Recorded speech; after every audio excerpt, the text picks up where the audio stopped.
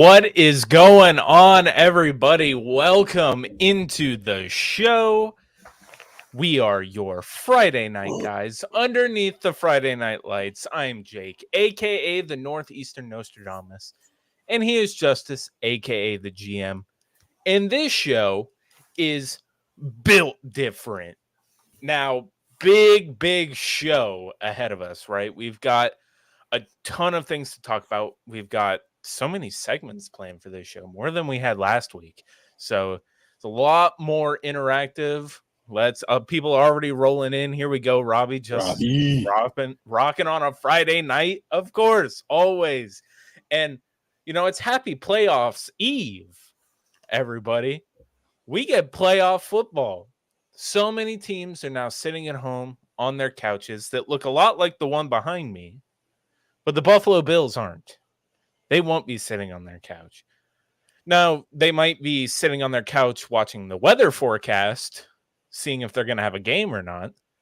But I digress. We'll talk about the weather a little bit later as well. But I always have to start the show by asking a question to my main man, Justus.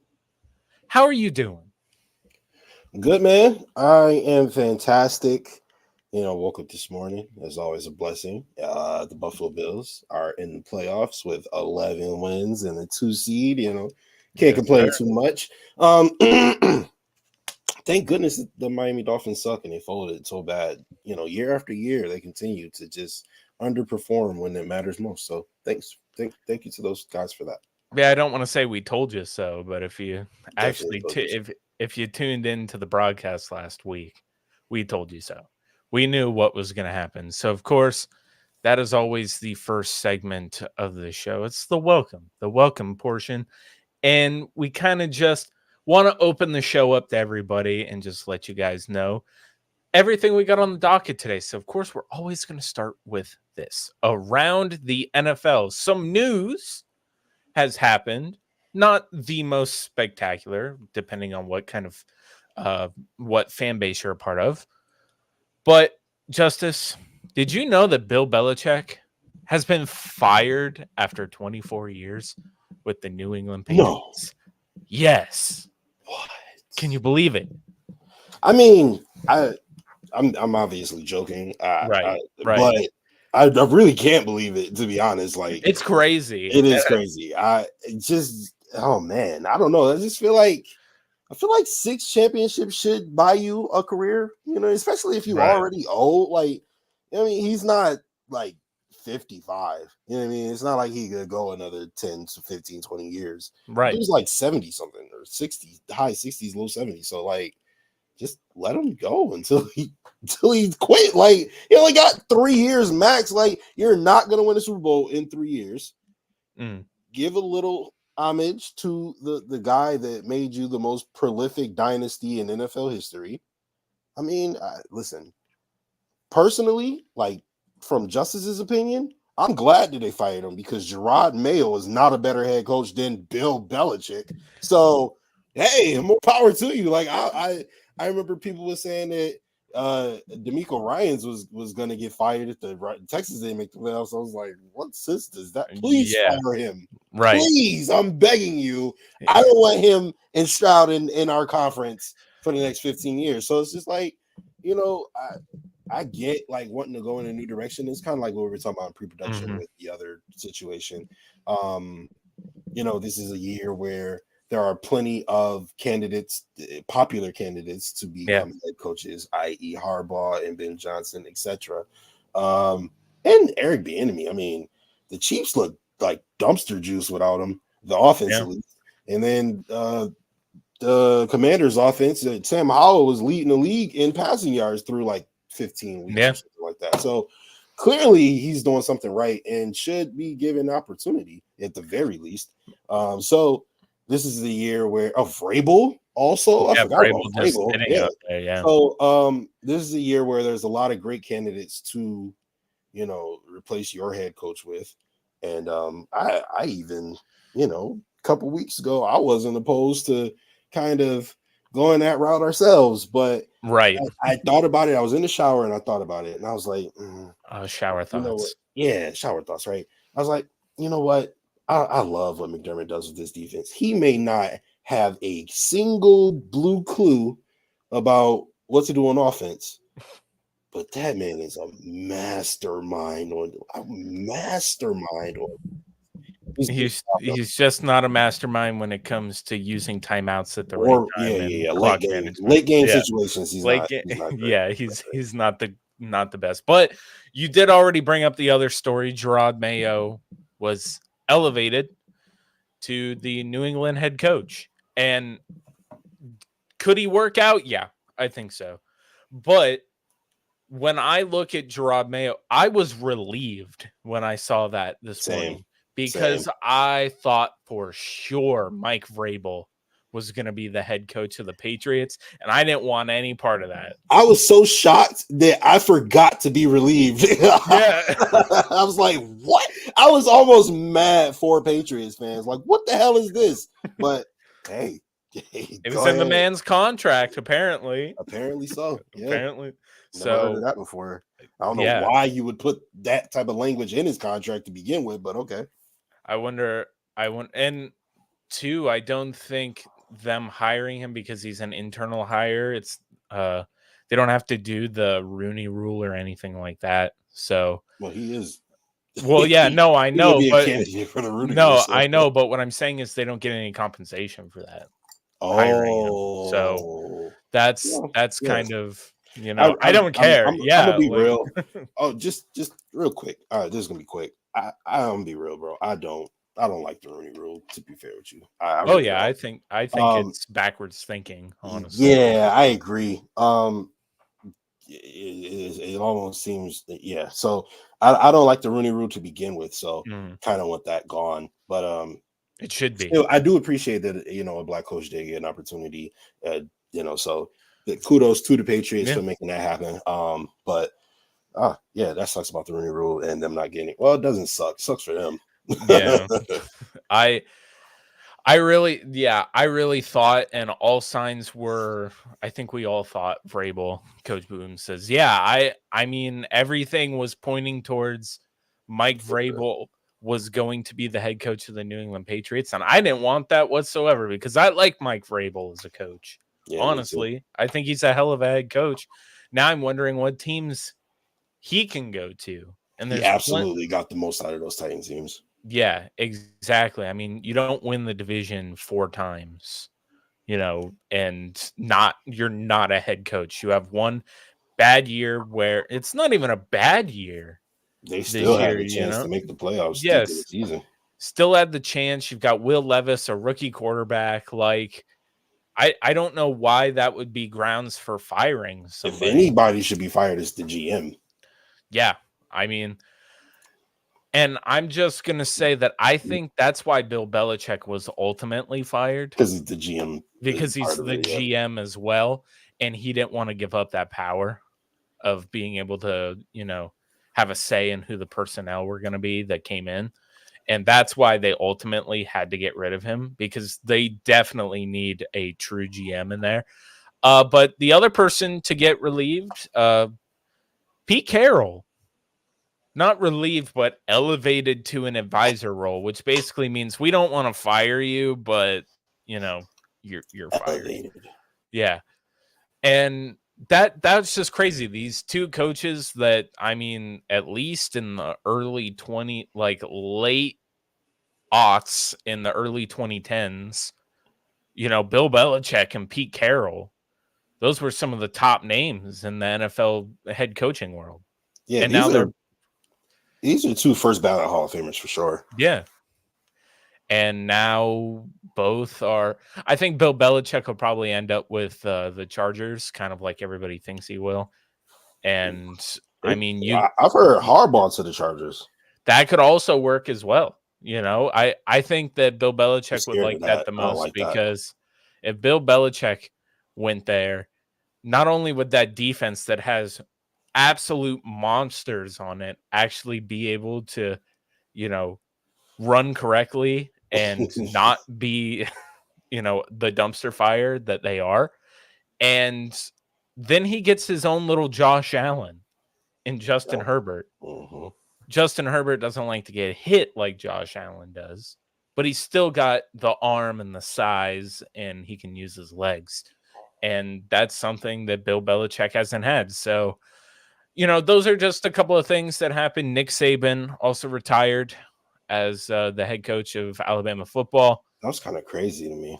That one's insane, but I think it was kind of like we should have seen that it was coming, because for years he's been complaining about the transfer portal and being able to, and students getting paid. Yeah. He was kind of like, all right, well, I can't win in this free agency game now, so I'm just going to retire. The game's not rigged in my favor anymore. I want to quit. Yeah, exactly. But that's what's happened around the NFL. So, of course, the next thing, I knew that I forgot one. The Bills win the East. So let's see. While I add that fourth one in there, Justice, let's talk about the Bills winning the AFC East. The Dolphins blew it. Yes, they blew it. I mean, there we go. I added it. So the Dolphins blew it. And like we said, we don't want to say we told you so, but we told you so.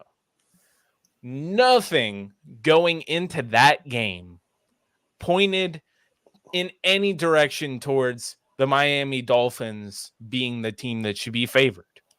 Nothing. Injuries, just how they've played over the last 5 weeks. It just was no comparison. Buffalo almost had everything to play for, even though they did end up being able to secure a playoff spot before that game. Thank you again to the Tennessee Titans. We thank you guys. And Mike Vrabel, thank you. It's kind of just like Mario Pratt. What's up with the simulation games? Yeah, that's true. I know that we kind of dropped the ball on that. Sorry, guys. Yeah, that fell off this season. I'm sorry. But it's still like one of those things where Miami had a historic season, Justice. They started off with the greatest show on turf, surf. Greatest show on surf. And they look like it. Yeah, they really look like it. And then somewhere in the middle of the season, that just stopped. And that's because defenses kind of found out how to kind of play them a little bit better. And then we go towards the end of the season where they've got a 3-game lead with 5 games left. And they blow a historic record in the Tennessee Titans game. Shout out to the Titans times 2. Yep, shout out to the Titans again. 14 points with 3 minutes left in the game. 647 teams were in that stat column, and the Miami Dolphins are now the 1-647. So that's absolutely insane, but it is what it is. And now the Buffalo Bills win in. And I mean, I don't want to say they smacked up on the Dolphins, right? But I mean, you could say that. you could say it because how many points were left on the field? Yeah. Like, it looked like for the longest time, that game was just a, culmination of what we've seen all year from the Buffalo Bills. Yeah. It's just shooting themselves in the foot, just dumb things that cost us to not be able to put points out, leaving points on the field. I mean, hell, just that last throw of the second quarter going into halftime, I was like, why are we throwing it short of the goal line? Like, that's just things like that where I'm like, I don't know about that play call or that decision. I wasn't mad at it because everybody else was. Yeah, I mean, it was a good defensive play too, even though it was targeting. For sure, but still, it was, so many things in that game that made me go, man. And then Deontay Hardy finally using that speed that we've been waiting for, and then it completely flipped it from there, and the Dolphins just couldn't do anything. People want to, Dolphins fans want to blame their defense, but their defense only gave up 14 points on, with Buffalo. So that's good for them technically. But I yeah, mean, no, I could see them blaming their D. Only okay. Let me give it to you from this perspective. The go ahead. Bills walked all over the Dolphins defense. It was just Yeah. like up and down the field, smacking up and down the field, and then just doing something stupid to to give the ball away and come away with no points. Yeah. Um, and then not only that, but the Bills were also in multiple positions where they ran the ball, melted away a ton of clock, leaving the Dolphins offense on the sideline, and the defense just couldn't do nothing with the Bills offense. And not only that, but the Bills converted every time they absolutely needed to, sans the Yeah. last 4th and 1, obviously. So I could see where being frustrated with your defense could come into play, but it's kind of like the Bills playoff game to me, right? Mhm. Where it's like the team scored 10 points. What are we talking about? Who are we blaming the defense right now? You Yeah. know what I mean? So it's like I'm not blaming the team scored 10 points. You know what I mean? So like if the team would have scored 33 and we win the game, ain't nobody gonna be like, oh, the defense had a bad game. Like Yeah. so that it's kind of like in the same ballpark to me. But then again, you look at that game and the Bengals held the clock. You know, they held the ball, they ran, did whatever they want, basically. Yeah. So it's kind of in that same vein to me. So again, I blame the offense with the league's leading passer and Mr. 2000 and all this other stuff, and the fastest man in the world, and then the second fastest man in the world, and then Mr. 20 touchdowns. Well, he was injured, but still. So and Raheem Mostert. So they had the firepower and they just couldn't get it done. So if I'm a Dolphins fan, I'm really looking at the offense like, what's going on right now? Yeah, and I think too that when you look at just let's put it in a bubble, that last play where the defense stops Josh Allen on a play on 4th and 1 that is usually like 9 times out of 10 Josh Allen's going to get that 1 yard. Yeah. He did the jump instead of finding the hole like he usually does. And they got that stop and gave their offense, which had been anemic almost all game, but they got a but chance. they gave them a chance. And I don't want to sit here and just go like, oh well, Tua bad, haha. But he he came in, and this is what these moments are made of. And you can point as many times Josh Allen getting the ball in Kansas City, having to drive down the field, get that touchdown to take the lead, where we end up blowing it in 13 seconds later. But that drive, that's what franchise guys do. And Tua had the chance to have a franchise guy type drive and go down the field, take it into overtime, and give your team a chance. And he blew it. He showed exactly what he is. Kurt Warner's already been out and saying it. The Dolphins have known this for years, what he is.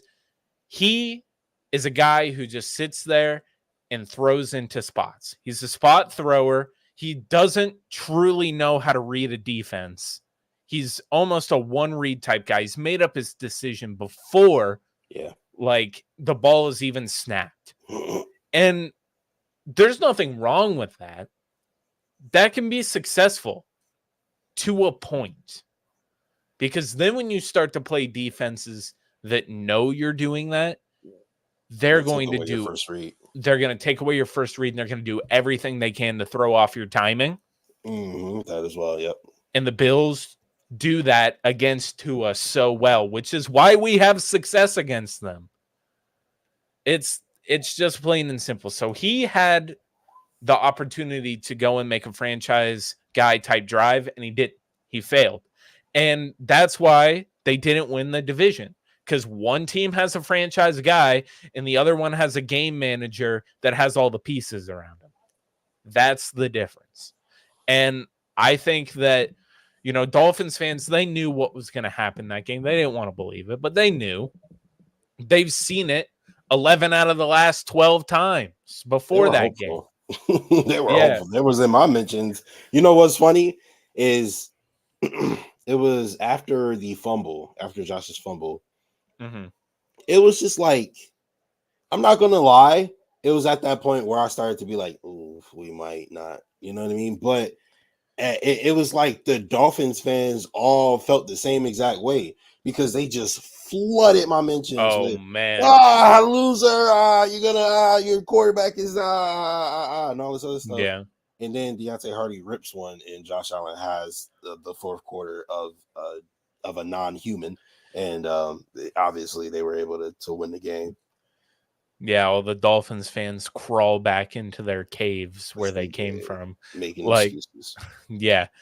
And yeah, now the excuses are, oh my God, we have to play in Kansas City and it's going to be negative whatever degrees. What is it? Negative 27 or something? It's going to be Oh, cold. I heard it was gonna be 9 degrees with a wind chill of -13. Okay, yeah. So I think something's happened where now it's going to be the coldest game in playoff history. Mm-hmm.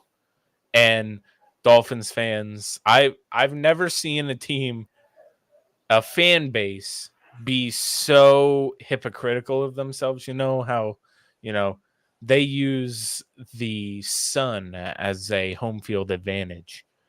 But now in the playoffs, just because they lost that advantage to host playoff games in Florida and have good weather.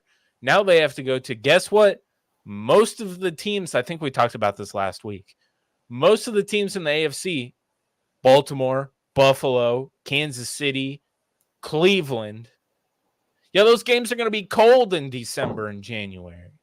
They're going to be cold. You're going to have to go into bad weather, and you wrote that for your guys' selves. That's it.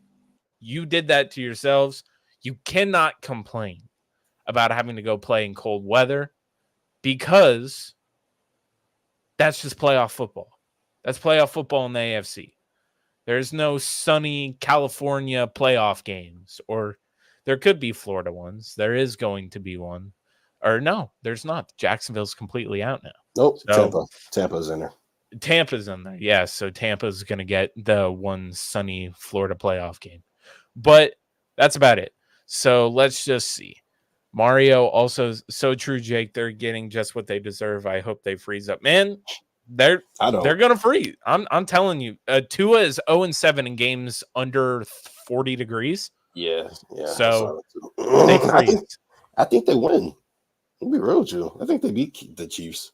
So remember last week I told you if I'm a Dolphins fan, I actually would hope that if I'm not going to get that, Kansas City, I know they already lost, or they lost to Kansas City over in London, I think, or Germany. Yeah. But that game wasn't like a beatdown. The Chiefs didn't like beat them down. And now they only won on that Tyreek Hill fumble, which was his forward progress was stopped. So it really wasn't even a fumble, but yeah.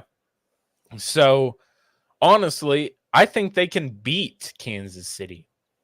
Do I want them to? No. I don't want them to. I do. Why? Because then Kansas City has to come to Buffalo. Would you rather have them or the Browns? Houston or the Browns. Yeah. I'd rather the Chiefs have to come back. I really want the Chiefs to have a first round exit. I really do. I just want them to have to sit in mediocrity. I really do. I just, man, like they get so many passes and then their fans are so belligerent and it just pisses me. So like I really just want to see the Chiefs have a first round exit. And this and not only do I want to see it, but it's viable. Like it could happen. The offense is the worst it's ever been. Patrick Mahomes is a turnover machine. He's playing the worst he's ever has in his career. He is what, less yards, worse passer rating, less touchdown. Like He's just not playing well. Obviously, the wide receivers are also not playing well. Travis Kelce is also not playing well. The defense is playing well. However, the Dolphins got a really good run game. They do. The Chiefs, they have Pacheco. They got Pacheco. He ain't better than Achane. No. But what's Achane going to be looking like with kind of those nagging injuries that him and Raheem Mostert have? But so did Pacheco. Oh, true. But Pacheco's been in the cold a little bit longer than those That's guys fair. have. That's fair. But I just think that if they get that sweep, that counter toss working, oh sure, like it was versus us. Yeah, no, I think it's a very favorable matchup for Miami. Mm-hmm. I think that they can easily win that game. However, if they win that game, then they're the team we have to count on to somehow beat Baltimore. And we already saw what Baltimore did to them. Well, I'm not scared of nobody. I do appreciate what you're saying. Like, I agree. I would rather see Kansas City than to see Houston or Cleveland, to be honest with you. But I'm not really afraid of Baltimore. I don't mind going to Baltimore. I would like for it to be in Buffalo. Yeah. And actually, no, I don't think the Dolphins could beat the Ravens. No. No, I don't think the Dolphins could beat the Ravens. Yeah. So we will see the Ravens in the AFC Championship. But yeah, we'll see what happens. Yeah, and I truly think that just I'm looking at what are the more favorable matchups for Buffalo. I'd much rather see the Browns, who I do believe will knock off the Texans this weekend, are the best team to go in and try to knock off Baltimore, because division opponent, and the Browns have been on a roll. But I will counter this with, we walked all over the Cowboys, and their defenses are kind of the same makeup, right? Yeah. Super uber duper superstar at defensive end, right? Solid front four, right? Mm-hmm. And then solid back seven with amazing corners, right? Same defense, basically. Of course, the Cowboys had that one linebacker, number 14, was a little light in the ass. And I don't know if Cleveland is going to have that same type of, that same type of weakness that we can attack.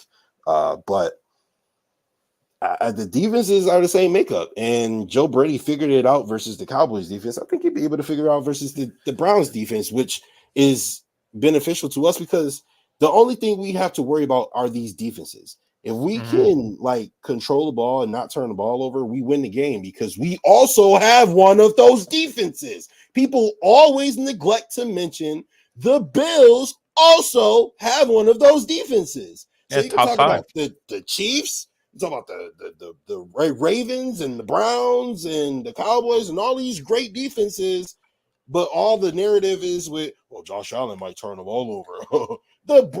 Joe Flacco has the most interceptions since he came back. Okay. Yeah. But nobody ever mentions that with the Browns. They just talk about the defense. We also have one of those defenses. So we have the competitive advantage. We also have the best quarterback in the world. And I also think, just to throw it in there, not only would our defense, I think, or would we be able to go up against anybody with our defense. Baltimore in particular does not scare me because of every time we have faced Lamar Jackson. Yeah. We have put out the blueprint some years on how to stop Lamar Jackson. And I personally think that I would just prefer to have a AFC championship game in Buffalo. I think that that's where you want it. Browns, Bills, AFC championship in Buffalo. That's the dream scenario, right? Mm-hmm. Is that going to happen? Maybe not. Maybe we'll have to see what shakes up this weekend. A lot of stuff goes into how these games are going to be decided, one of which is going to be the weather. And Justus, we got some bad weather coming in. And, well, not me, but you guys did. And it's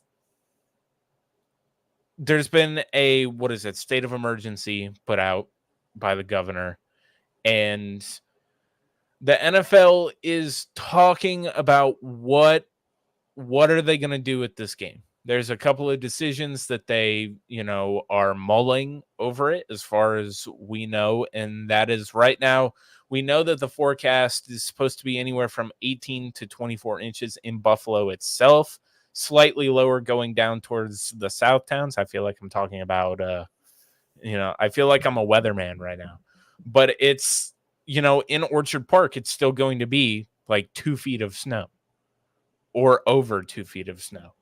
And right now they're deciding, well, do we play the game and sorry, I just brain farted there, in Cleveland? And I think that completely defeats the purpose of the Bills winning their division and getting a home playoff game. Is moving the game to Cleveland? Yeah. I don't like that at all. I don't think that is the answer to it. And we brought this up pre-show. And I told you, I think the best way to go about it, and I've seen other people say it on Twitter as well, make a Monday night doubleheader. Okay, so just real quick. Go ahead. Per Matthew Beauvais, he says good that source. That the NFL says the suggestion that the Bills could be moved to Cleveland is inaccurate. The league spokesperson told me there has been no discussion to change the location at the time. So thank God. Because Barstool Sports is saying that it could be moved to Cleveland. So, that's very. Yeah, I heard it. I heard it from Barstool. I also heard it on the Rich Eisen show today that they were talking about that could happen. And Rich Eisen was completely against it, as most people would be, because I want to tailgate. Not just that, but the Bills earned that home playoff game. Yes, they did. They worked their ass off for it. After you took the 1 seed from them last year. Yeah. So I truly think that the best way to go about it is move the Bills game to 4:30 on Monday. And then you're going to have 3 days in a row where there's a 4:30 game, a night game. Like, it works just fine. I know they want to have that 1 o'clock Sunday game, but for the Bills, it just might not work. It might be dangerous for all the players out there, and it's not the type of football that the NFL probably wants shown on television. So I think that it's probably the smarter move to move it, just because now you've got all of the justifications for it. There's a state of emergency out.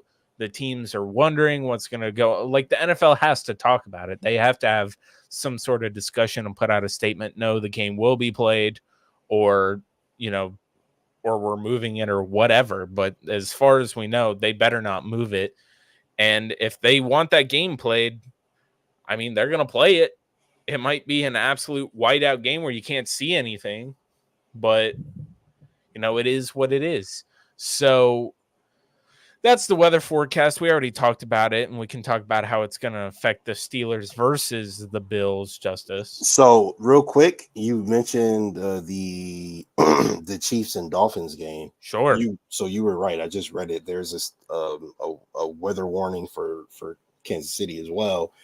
It says cover every single sliver of skin possible, because it's going to be a wind chill of -30, and it's very dangerous. Yeah, which I'm not. That is absolutely. Do you remember my leg? Well, yeah, like if I were Jalen Waddle and them, I'd be like, nah, I'm not. Yeah, no. You go out there. Y'all go get this done, and I'll see y'all. I'll see y'all in Baltimore. Yeah, right. It's I think it's insane that all this weather is just happening right around the playoff time. Like, it's I don't know why. Well, it's January, and that's how the weather works pretty much. It's so unpredictable, but it's happening at the worst time. I don't want the Dolphins to have to go play in -30 if it's going to be dangerous to their health. Like, that's just the human being in me. Right, exactly. Like, So just like I don't want the Bills and the Steelers to have to go play in what could be over 2 feet of snow in whiteout dangerous conditions with horrible wind gusts. So it's just kind of is the NFL going to prioritize their time slots and their money, or are they going to prioritize their players? We know exactly the answer to that. So, players. so the coaches had to listen, we can't play. yeah. A player just died on the field. The NFL was like, "You sure? Are you sure you can't play? Are you positive? I don't want to just finish the half and see how you feel. Are you sure? How about we finish? I got 5 minutes. Go ahead and get together." Bro, crazy, bro, that was crazy. They're like, "Hey, go in there, take a little break, and then go out and play." Dude, they just saw someone die on the football field. Bro, what are we crying? And we about to go back and play the deadliest sport in the world? What are we doing? I'm just imagining Roger Goodell just being coming back in after DeMar Hamlin's on the field, and he's just like, "What's going on? Why aren't they back out there playing?" He's locker room. What do you mean they're in the locker room? Yeah, no, it's ridiculous. But Steelers versus Bills, whenever the game happens, whatever the conditions are that they play in, this is a very favorable matchup for us, Justice. I think out of everybody that we could have pooled, I'm glad we didn't get Jacksonville. I'm glad Indianapolis didn't end up coming to town. The Steelers, they lose TJ Watt in that last game of the season, and which is brutal. You don't want to say, dude was having such a good season. He already had 19 sacks. But coming in, they got a backup quarterback in Mason Rudolph. We've played Mason Rudolph plenty of times over the last few years. Hell, even when it wasn't him, it was Duck Hodges. So I think that out of all the teams we could have drawn, this is probably the one where it's kind of just okay, they're really beat up. They've got backups in some really prominent positions. Their defense is definitely beat up, and they squeaked in, which maybe is a benefit to them because they might have that mentality of, oh, nobody believes in us. Nobody believes in us. Yeah, you're playing with house money at that point. But I think it just comes down to the matchups, man. And we've seen, Mason Rudolph ink out these wins the last few weeks. He's had some impressive games. But when it comes down to what quarterback am I going to trust and what could possibly be some of the worst conditions we've seen both of these teams play in all year, I'm going to take the tank quarterback who can throw it through a windstorm, and you're going to be able to still throw the ball a little bit as well as implement your run game. Even with those wind gusts, Josh Allen can throw a screen to James Cook. Mm-hmm. He can rip it through there, even if there's high winds. Mason Rudolph, I don't know. I got a question. Go ahead. If you throw a forward pass and the wind blows it backwards, is that a fumble? No, I think because it leaves your hand going forward, it would be an incomplete pass. Okay. Yeah. That would be insane, though, if that was a rule. It was 65 miles per hour. You might see something like that. Yeah, I mean, what do we have? Remember, what was it? It was last year. We played that game in Chicago. And it was -9 degrees in the wind gust. Everybody I knew who went to that game regretted it. Yeah, and the wind was just absolutely terrible that game. Yeah, it didn't look fun at all, no. Yeah. No, that's what I have a feeling that game in Kansas City is going to be like. Those players, they're going to be cold. So, I don't know. When you look at the Steelers, Justice, is there anything that you go, man, that could be a real problem for the Bills now that TJ Watt is gone? You know what? The thing I look at and I really am worried about is the fact that they are a NFL football team on the field. True. Okay. I hear you. I feel like I see what you're saying about this is the best draw we could have had in terms of this is our best opportunity to not blow it. Yeah. Right? because I don't really think it mattered who the Bills played in the first round. They're the best team in the NFL as far as when we're clicking, we're clicking.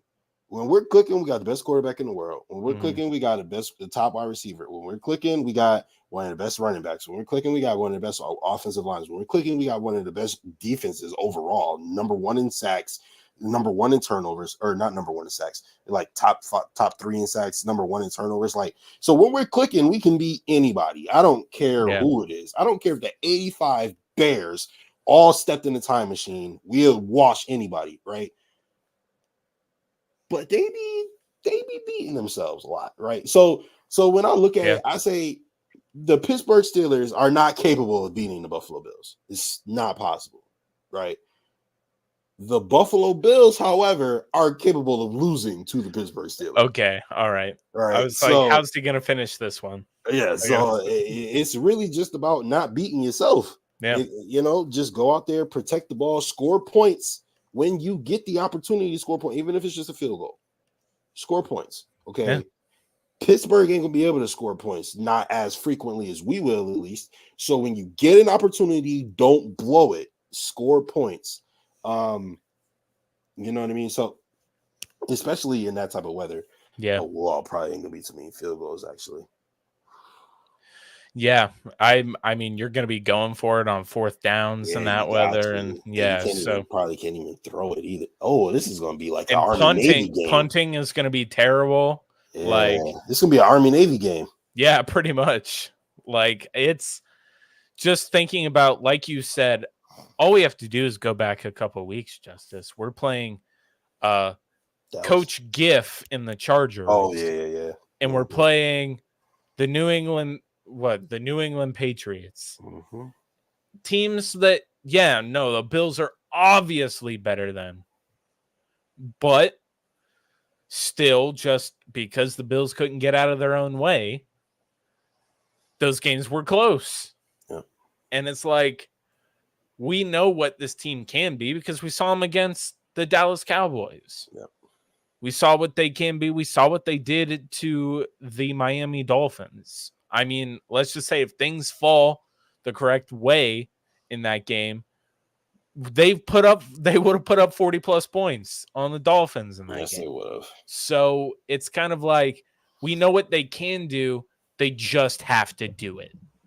That's the thing. They cannot continue to shoot themselves in the foot because the Steelers will capitalize on it. They will. I will say there's one thing that it does kind of give me some like a silver lining, right? You look at last year, we were 13-3, right? Mm-hmm. We have never, or no, I won't say never, but we haven't been blown out since Josh has been good, right? Mm-hmm. Since Josh has been great, because I don't think he was ever bad. Even his rookie year, I will argue to the death. He had nothing around him. He was not bad, right? But ever since Josh has been great, we haven't getting blown out. It's either we lose in a one-score game or we blow the other team out, right? Last year, we lost all our one-score games. The year before that, I think we lost all our one-score games, right? So this year, I really appreciate the fact that they're able to figure out a way and get it done. Even if it's not necessarily a blowout, they figured out how to play playoff football because you're facing better teams now. You're not just going to be walking all over people like you were early 2022 season, right?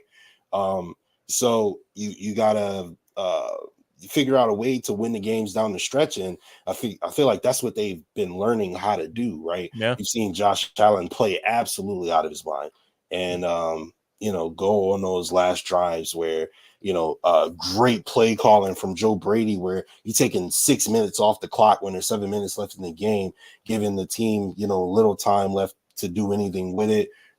Some late game like situational awareness. If we could fix that and fix the stupid mistakes, we are literally a dynasty. Yeah, I mean, they definitely have the capability of doing that. And I think just like what you said right there, you're echoing what we talked about last week. And what we said was This team has learned how to grind games out. They've learned how to play a dirty type of football, dirty, grungy football. They can do it. These one-score games, you're not worried about it anymore because you know if they've got the lead with a couple of minutes left, they can run, or even with 7 minutes left, they'll just run the ball and make that clock go down, and they will grind it out. They have learned to do that. That is something that should not give anybody pause when thinking of, oh, this could be a close game. They've learned how to win close games now, exactly like you said. And I think that makes this team a lot more dangerous because they have that capability of blowing you out, but they also have the capability of grinding you out, which is also like, oh, okay, all right. This is like they can go full air raid aerial attack on you, or they can just hand the ball off to James Cook or play off Lenny now, and they're just going to pick up 4 yards, 5 yards on the first one, and then they can just make a short little throw, move the sticks. That's what they can do all the way down the field. It doesn't have to be a giant kill shot. You can literally anymore. check it down the entire field. Yeah. Check it. The first 2 drives, throw nothing but check downs. Yeah. Let them adjust to it, and then you can go over the top. Yeah, exactly. And we'll get to see. We're going to have some new players here. Let's see what Coach Boom had to say. What I would truly like this weekend for a change is just to be comfortably ahead at the end of a game. I agree. Yeah, I think that would help a lot of our If the hearts. game is over by like mid-third quarter, you won't hear me complaining. No, yeah, definitely. I'm not one to sit here and be like, man, I want it to be a close, really good football game. No, I want them to blow the Steelers out of the water. Yeah. I want it to be like 2021 playoffs against the Patriots type of game. Like I need it to be an absolute shellacking. Yeah. Put on national television. That's what I would Bahamas like. In the building. Oh, Freeport. Okay. All right. Good podcast, Jake and Justus. Thank you, my appreciate friend. the love. You know what the Bills remind me of, Jake? Who do they remind you of? The Bills remind me of a billionaire having a bad day. A perpetual bad day, right? Where it's just like you get out of your California king-size bed with your $10,000 linen sheets, and you walk to the bathroom and you stub your toe, right? Mm-hmm. Right, and then the shower comes on and it's hotter than you expected it to be. Oh right? man! And then you go downstairs to make the coffee and you spill the coffee, and so now you're on your way to work and you're like, man, I'm having a bad day. I'm just not feeling it today. Today's a bad day. As you're driving in your Maserati, to your corporate job, right? Like in your $1,000 Saint Laurent suit, exactly. That's the Bills, where it's just like, bro, y'all walk all over everybody, and then y'all just keep beating yourselves. It is actually baffling. It really is. Yeah. I don't know what it is, what's going on, but man, if Sean McDermott was such a good defensive coach, man. Oh my God! I don't want him gone. I know. Well, I mean, again, us about like 5 weeks ago, we were probably like, I was on the train of look. I don't think these fire Sean McDermott people are all that crazy. Yeah, no, I stopped believing it was crazy after the Giants game. You know who I want to get fired is Brian Daboll. Please come back home, please. Joe Brady's not bad. But man, they look so good that last year with Daboll. The only quarterback who can successfully run Daboll's offense is Josh Allen. Any other quarterback who's been in it, all the offensive numbers have been 31st or in the mid 20s. Or when it was with Josh Allen, it was 15. Like I don't know what it is. Josh Allen just knows how to run that Brian Daboll system. However, if Brian Daboll got fired, there's no chance in hell he comes back to Buffalo. Why? Because he doesn't like Sean McDermott. They have problems. He don't like no defensive coaches. That's why him and Marty Mortenweg or whatever his name is don't like each other. Wink Martindale? Wink Martindale, yeah. I said Martin Mortenweg. Yeah, I'm wilding. Wink Martindale. That's why they don't like each other. He just don't like defensive coaches. He'll get over it. Yeah, and he fired Wink Martindale. Did he? So, did he actually fire him? Yeah, they fired him. I So heard he fired his assistants. I didn't know he fired him. yeah, he fired him too. So it's kind of like, I don't know. We'll have to see. I don't think he would come back. I feel like, if Jim Schwartz went to the Giants, there'd be a problem. oh my god, dude. Jim Schwartz as a Amazing. defensive, he's so good. I love him. I can't believe they coaxed him out of retirement pretty much to come coach their defense in Cleveland. Yeah, if Kevin Stefanski get that coach of the year, he needs to just put that in Jim Schwartz's mantle. Seriously. Wasn't Jim Schwartz our defensive coordinator when we had Mario Williams? Yeah, it was under Doug Marrone. Yeah. Mm-hmm. And that defense was real. Rocking. Yeah. Man. That was the Kyle Williams, Mario Williams, Jerry Hughes. Yep. All had 10 plus sacks. That defense was insane. Good. Yeah, insane. I was saying a couple of years ago, like when we were all blaming, we were blaming Leslie Frazier for 13 seconds. And we're just like, you know what? Get Leslie Frazier out of here. And then my brothers and my dad, they were like, well, then who would you replace him with? I'm like, get Jim Schwartz out of retirement. Yeah. Like, he's the best defensive coordinator we've had in the last 10 years. And Jim Schwartz plus Sean McDermott would be crazy. Oh, that would be insane. Those guys would be able to scheme up literally anything. Like, it's that would be absolutely crazy. But I think our defense, with all the stuff they've had to deal with this year, pretty good. Man. Not even just our defense, man. What our whole team has really been dealing with all year. And we here on this show, Built Different, want to give out season awards. We want to recognize some of these players that we think have gone above and beyond this season and will hopefully continue this success that they've had into the playoffs. Justus, we've got 5 awards here to give off. We've got offensive MVP, defensive MVP, offensive rookie of the year, defensive rookie of the year, and then comeback player. Okay. So, I mean, I don't feel like offensive MVP is that hard of a decision because we live and die by this man.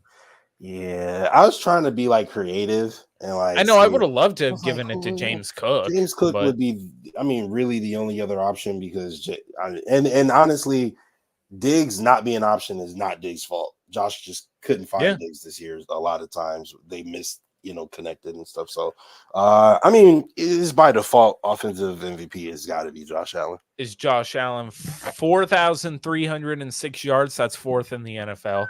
That's 44 yards, by the way. That's not 44 total touchdowns. That's 1st in the NFL. 18 interceptions and a 92.2 rating on the season. 44 interceptions and 18. I mean, 44 touchdowns and 18 interceptions.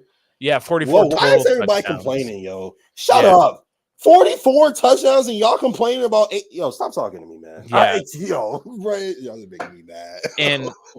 And this isn't amongst quarterbacks, but 18 interceptions or turnovers would make Josh Allen 114th in the league in turnovers.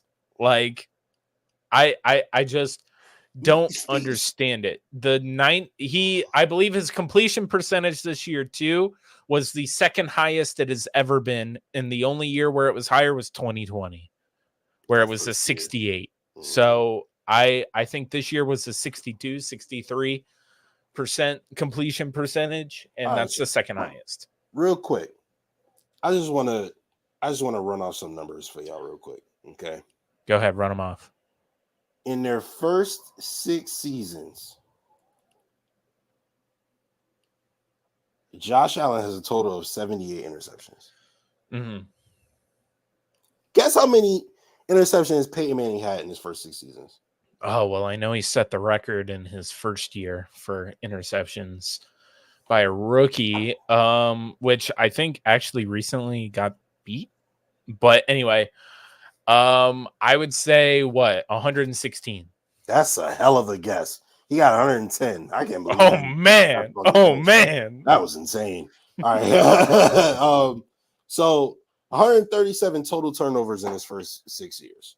Wow. Tom Brady, 132 total turnovers his first 6 years. Tony Romo, 102, excuse me. Brett Favre, 156. Favre. Drew Brees, 120. Roethlisberger, 122. Donovan McNabb, 114. You know how many Josh got? How many? 123. So we talking about all these turnovers. He don't even have the most turnovers in NFL history through first 6 years. Not even close. Not even in the stratosphere. But you know what he do have the most of in NFL history, Jake? What's he got? The most touchdowns in NFL history through the first 6 years. And y'all sitting here telling me about turnovers. I know. The narrative is insane there. Yeah, it's been insane. And when we think about it, I mean, how many Super Bowls was in that list of players that you just named? Gotta be. It's definitely double digits. Oh, so easily. Tom Brady and Peyton Manning are both in here, so it's double digits. Yeah. So that's what, 8 right there. So then you got Favre, then you got Breeze, Roethlisberger. Yeah. So it's definitely double digits, and Josh Allen being, and that's a steamed company, man. Yes, it is. Like, you can't get that many turnovers if you're not good. No, and that just means you have all those turnovers because of how good you're on the field all the time. High production You're value. making plays. Yes. And look, everybody, you live and die by some of these guys. I mean, the gunslinger, the OG gunslinger before, even Favre, you had guys like Johnny Unitas and those guys, or even if you wanted to call what's Joe Namath a gunslinger, those, you throw interceptions. That's just what happened. Now, a lot of those guys played in a time where the defenses were, my God, but still, Josh Allen's in a steam company with that. That's why Josh Allen's offensive MVP. We've had other people on the offense this year take a step up. James Cook in particular, guys on the offensive line. Khalil Shakir. But Josh Allen is the offensive MVP. All right. We did offensive MVP. Now it's time for the defensive MVP, Justus. I've got Leonard Floyd. Ooh, that's a good one. Leonard Floyd, in the absence of Von Miller, has been the lifeblood of this pass rushing.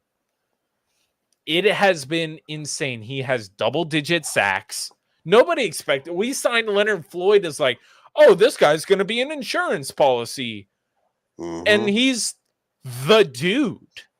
We were thinking about, like, damn, man. What are we going to do with Leonard Floyd once Von Miller comes back? He's just going to have to sit on the bench.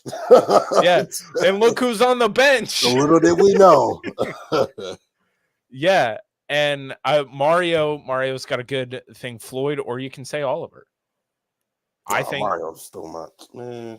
Man, go ahead. Talk so about Oliver. I actually got co-defensive player, defensive MVPs. Okay. I've got the boy out of Houston, obviously, number 91, Ed Oliver. Is playing like an all-pro. It's rare that you see that contract already. Man, I was just about to say, it's rare that you see a guy get the bag and then start playing even better than what the bag was. What the bag was. He's playing like Aaron Donald bag right now. So he's balling out of control. And then my other co-MVP, you talk about Leonard Floyd coming in and replacing Von Miller's production and even surpassing it to some levels. Terrell Bernard, man. Tremaine Edmonds, not being here obviously this year. We were thinking about who's going to step up and take those reins, and he stepped right up and was playing phenomenally alongside Matt Milano. Those first couple weeks, down goes your best defensive player, Matt Milano, right? Yeah, cool. Terrell Bernard holds down the fort like it's nothing, like it didn't happen. So him, Tyrell Dodson, Dorian Williams, they hold down that linebacker position and are able to make it not so obvious that we're missing an all-pro and also a former first round pick in Tremaine Edmonds. Another dude who has stepped up this year, and you just said his name, Tyrell Dotson. Yeah. A dude who T-Dot. Yeah, thought he was going to be possibly a liability. Oh, we need to upgrade. We need some more depth there. Dude has stepped right in, and him and Bernard have been pretty lights out. Yeah. And I enjoy that very, very much. Leonard Floyd is mine. We have talked about a lot of defensive players here. We got a really good defense, Justice. Yes, we do. I mean, in the league. Yeah, it's just like that. And our offense, we talked about Josh Allen being the offensive MVP, but offensive rookie of the year. It's probably going to be unanimous. Yeah, it's pretty easy. Dalton Kincaid came in. I didn't forget about Dalton Kincaid.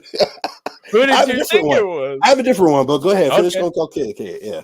Okay, so Kincaid already has over 657 receiving yards this season. Rookie year for a guy that we didn't think were like, hey, he's going to be a weapon that Josh Allen is going to be able to utilize. He's more of a wide receiver type with the way that he can run routes.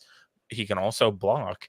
And he's a tight end listed on the depth chart. But he stepped up this year. Dawson Knox goes down with the wrist injury, and it's like, hey, man, you're going to have to be our starter. And he ate. He was eating. He was doing everything we needed him to do and then some. I think just for everything that he's done all over the field, being able to just step into that role with Dawson Knox going out, being able to put up the yards, being a more reliable target to Josh Allen, which is why we drafted him, because his hands are great. That man does not have butterfingers. So let's just say that. That man almost has like permanent stickum on his gloves. Yeah. And we love it. Dalton Kincaid is my offensive rookie of the year. Who is yours?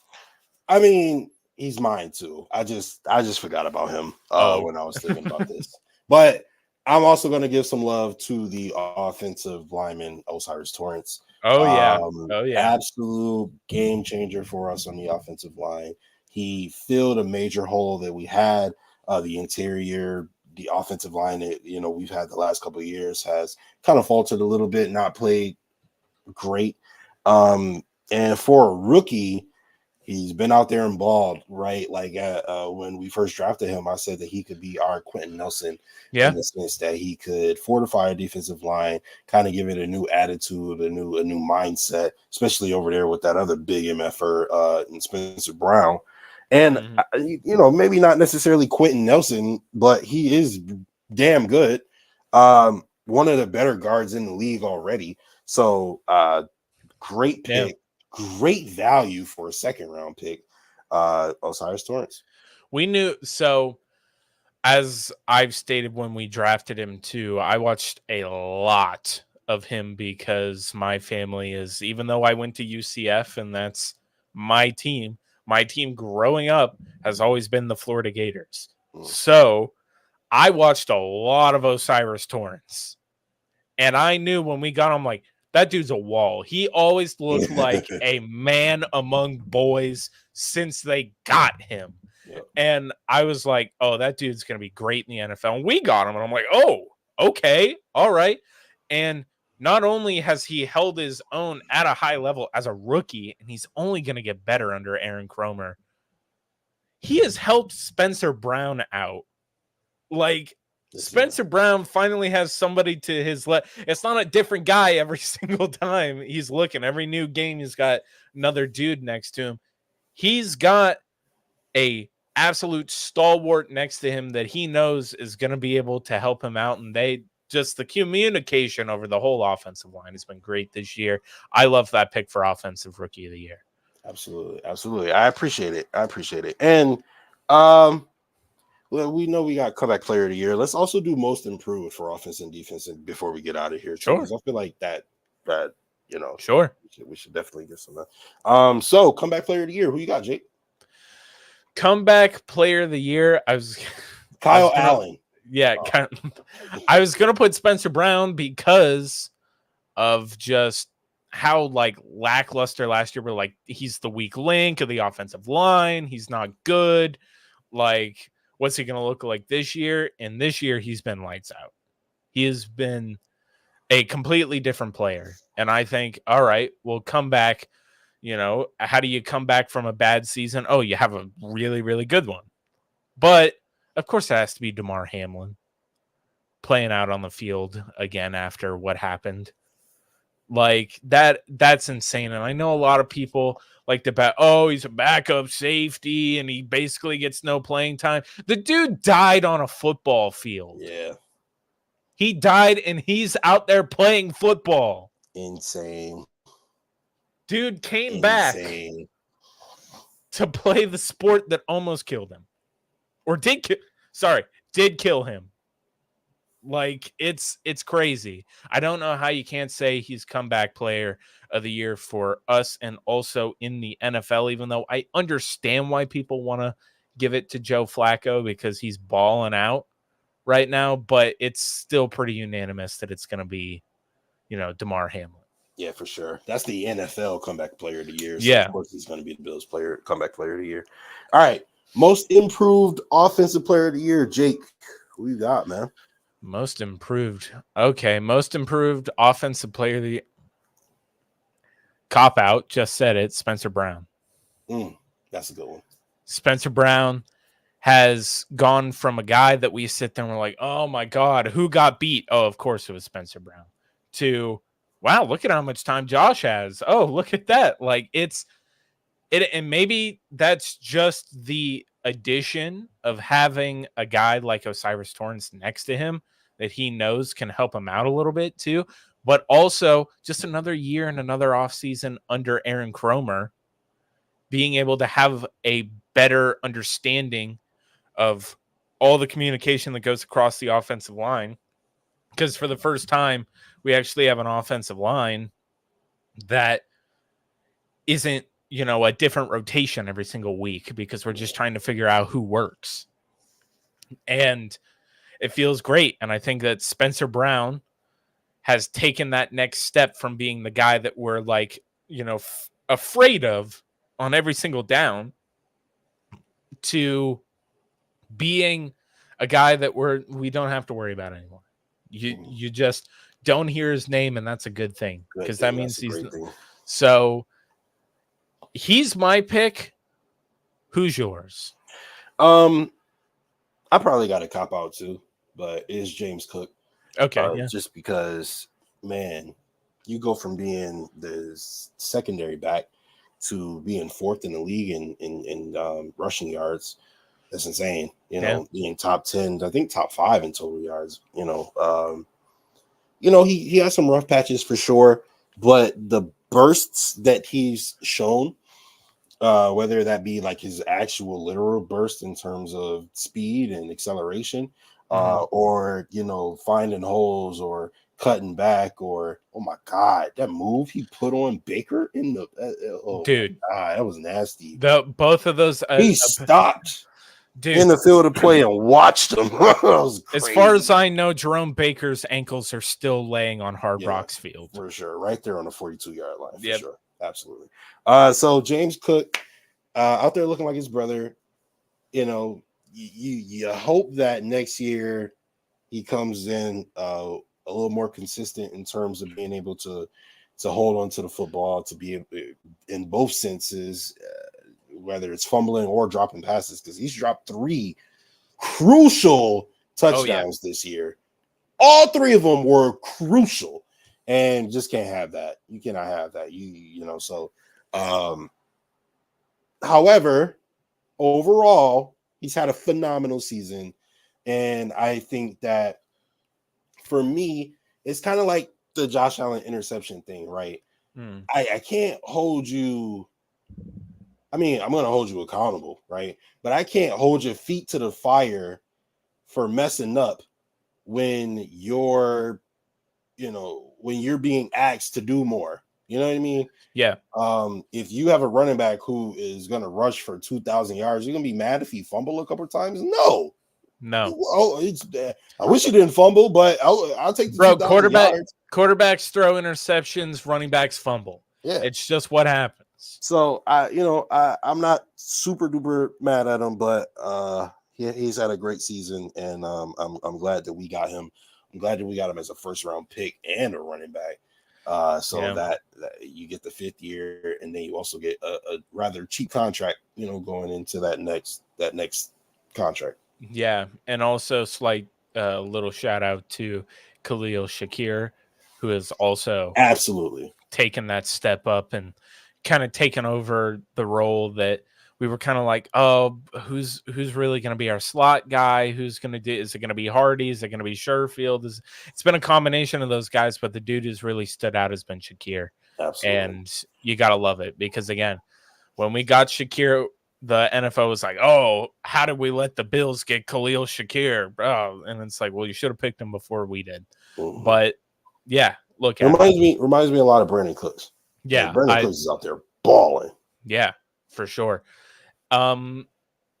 Defensive most improved player, Justus. Who do you got? So we mentioned him a little bit earlier. It's a lot of people who you could name, really. Yeah. Ed Oliver. You could name Terrell Bernard, which I stayed away from Terrell Bernard only because we don't actually know what he would have looked like last year, because he could have been a stud last year and we just didn't know. Stay away from that one. Taylor Rapp. Well, no. He's gotten better down the stretch. Mm-hmm. But my answer is Tyrell Dodson. Love it. He, listen, man, going into camp, if you would have told Tyrell Dodson that he would be playing valuable snaps in, playoff scenarios, you'd be like, what the hell happened? Like, what went wrong? Yeah. And I mean, granted, some catastrophic stuff did happen, like losing, your all-pro linebacker, but he has stepped up and filled that gap, played extremely well here this season. And yeah, man, absolutely. Shout out to T-Dot. Yeah, I think you can go with Terrell Bernard as well. You can go with Terrell Dodson. Like, it's those guys having to take that step up this year has been something that they probably weren't expecting they were going to have to do. Like, Terrell Bernard probably thought, okay, well, I'm going to have Matt Milano next to me all season, so I don't have all that pressure on me. Well, guess what? That guy, next man up. You're the guy now. Yeah, so now you're the dude, and he has excelled in that position. I think we also brought this name up earlier, Ed Oliver. Yeah. I know that maybe numbers-wise, like the numbers he's put up aren't like astronomically better. Yes, they are. They are? Yeah, his highest pressures in the season was 2 years ago at 40. He had 31 the 1 year. He had 34 last year, had 40 the year in between that. This year he had 65. Okay, well, there you go. 9.5 sacks. Like he's balling. The man got paid and got even better. Now, is that grounds for? Well, it's because he had Daquan Jones, and then they got him Linval Joseph, who again just big dudes who help free him up and put him in one-on-one situations. To be fair, he's been playing crazy all season, no matter who was next to him. So. Yeah, it didn't matter who was next to him. So, yeah, and even let's see who Mario has to say here. Mario, most improved defensive players, Dotson or Benford? Benford was balling last year too. So that's the only reason I didn't consider him. He was good last year. And I mean, a lot of those corners had to step their game up, and then Rasul Douglas. That move. If we had to go move of the year, oh my God. Oh man.